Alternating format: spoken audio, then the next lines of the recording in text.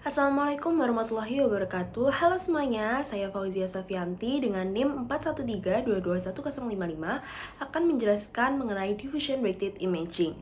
Nah, pertama-tama sebelum kita membahas mengenai diffusion weighted imaging lebih lanjut, teman-teman tahu nggak sih apa itu diffusion weighted imaging? Nah, diffusion weighted imaging adalah teknik pencitraan dalam MRI yang digunakan untuk mengevaluasi pergerakan molekul air dalam tubuh. Teknik ini memanfaatkan fenomena difusi, yaitu gerakan acak molekul air yang dipengaruhi oleh energi termal. DWI memberikan informasi tentang struktur mikro dan fungsi molekul jaringan yang dapat membantu dalam diagnosis berbagai kondisi medis termasuk tumor dan stroke. Lalu, DWI menghasilkan kontras gambar berdasarkan perbedaan dalam kemampuan difusi air di berbagai jenis jaringan.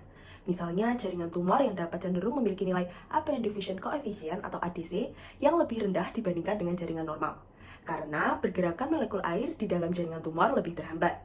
Dengan demikian, DWI digunakan untuk membedakan antara jaringan sehat dan jaringan yang terpengaruh oleh penyakit. Teknik ini juga memberikan informasi kuantitatif dan kualitatif tentang sifat difusi. Selanjutnya, di sini saya akan menjelaskan cara kerja diffusion weighted imaging atau DWI yang melibatkan beberapa langkah dan prinsip dasar.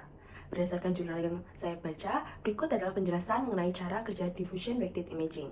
Yang pertama, mengenai prinsip difusi yang telah saya jelaskan pada sebelumnya, yaitu DWI didasarkan pada fenomena difusi, yaitu gerakan acak molekul air yang terjadi akibat energi termal.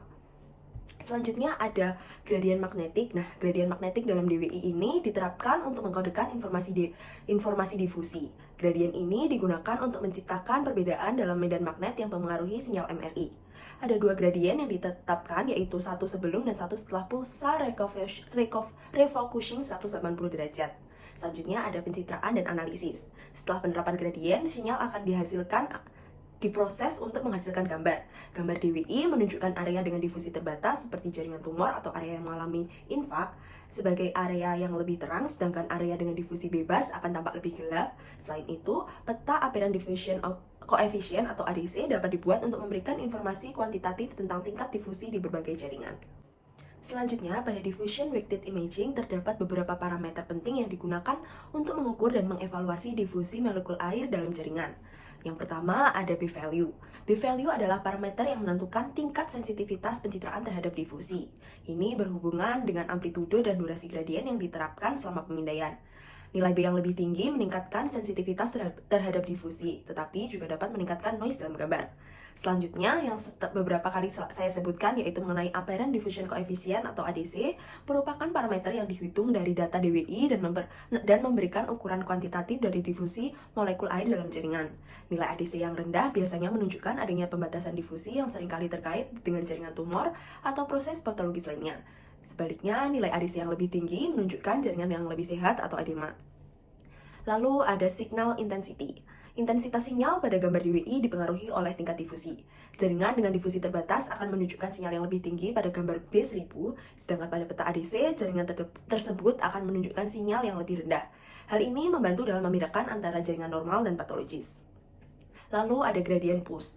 DWI menggunakan gradien magnetik yang diterapkan dalam dua arah untuk mengukur pergerakan molekul air.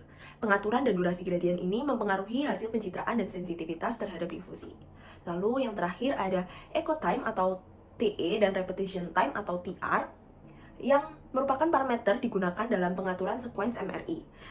TE adalah waktu antara pengiriman pulsa RF dan pengambilan sinyal, sedangkan TR adalah waktu antara dua pulsa RF berturut-turut. Pengaturan TE dan TR yang tepat penting untuk mendapatkan gambar DWI yang berkualitas tinggi. Lalu, pada diffusion weighted imaging memiliki beberapa kelebihan yang membuatnya menjadi teknik yang sangat berguna dalam pencitraan medis. Yang pertama yaitu non-invasif. DWI adalah teknik non-invasif yang tidak memerlukan penggunaan kontras tambahan sehingga mengurangi resiko efek samping dan komplikasi yang terkait dengan agen kontras. Lalu yang kedua ada informasi fungsional. DWI memberikan informasi fungsional tentang pergerakan molekul air dalam jaringan yang dapat memberikan wawasan tambahan tentang kondisi patologis yang tidak dapat diperoleh hanya dengan pencitraan anatomi konvensional. Yang ketiga ada evaluasi respon terhadap pengobatan. DWI dapat digunakan untuk memantau respon terhadap terapi seperti kemoterapi atau radioterapi. Perubahan dalam nilai ADC dapat menunjukkan perubahan dalam sel-sel tumor sebelum ukuran tumor berkurang secara signifikan yang memberikan informasi awal tentang efektivitas pengobatan. Lalu yang terakhir ada pencitraan seluler. DWI dapat memberikan informasi tentang struktur mikrojaringan termasuk kepadatan seluler dan integritas jaringan yang sangat berguna dalam penelitian dan diagnosis penyakit. Nah, mungkin cukup sekian penjelasan mengenai diffusion vector imaging yang dapat saya sampaikan. Mohon maaf apabila ada kekurangan atau salah kata, karena kita di sini sama-sama belajar. Apabila ada kekurangan bisa ditambahi di bawah ya, teman-teman. Terima kasih. Wassalamualaikum warahmatullahi wabarakatuh. Bye-bye.